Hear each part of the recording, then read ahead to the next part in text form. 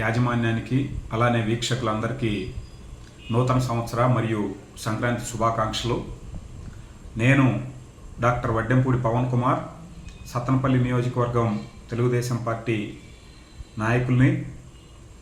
ఈరోజు రాష్ట్రంలో ఉన్న పరిస్థితులను చూస్తూ ఉంటే ఈ జగన్మోహన్ రెడ్డి అధికారంలోకి వచ్చిన తర్వాత అన్ని వ్యవస్థలు కూడా నిర్వీర్యం అయిపోయినాయి అనటానికి ఈరోజు రాష్ట్రంలో ఉన్న పరిస్థితులే కారణం.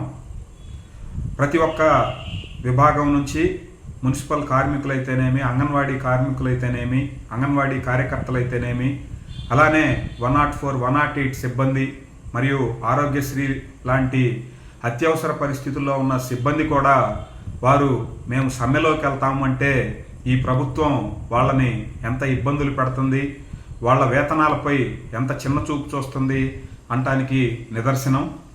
ఇక సత్తెనపల్లి నియోజకవర్గం చూస్తే సమగ్ర ప్రభుత్వ వైద్యశాలలో ఎన్నో రకాలుగా సరైన సదుపాయాలు లేక ఎంతోమంది పేదలు ఆరోగ్యంపై ఎంతో అజాగ్రత్తగా ఎన్నో రకాలుగా ఇబ్బందులు పడతా ఉంటే ఇక్కడున్న మంత్రి పట్టించుకునే పరిస్థితి లేదు. అలానే అనునిత్యం కొండమూడు నుంచి పేరేచర్ల రహదారిలో కూడా ఎన్నో రకాలుగా ప్రతిరోజు ఎన్నో యాక్సిడెంట్లకు గురై పేదలు ఎంతోమంది ప్రాణాలను కోల్పోతుంటే కూడా ఇక్కడున్న రాంబాబు గారికి ఆ సమస్య అనేది తీర్చడం చేతకాలేదు.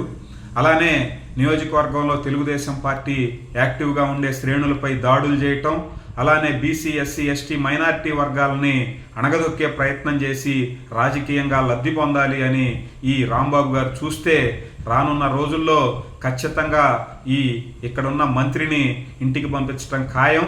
అలానే తెలుగుదేశం పార్టీ మరియు జనసేన ఉమ్మడి పార్టీ బలపరిచిన అభ్యర్థిని ఖచ్చితంగా గెలుపు తీరాన చేర్చే వరకు తెలుగుదేశం పార్టీ అంతా కూడా జనసేన పార్టీ నాయకులందరం కూడా కలిసికట్టుగా పనిచేసి నాయకుడిని గెలిపించుకుంటామని మీ అందరికీ తెలియజేస్తా ఉన్నాం.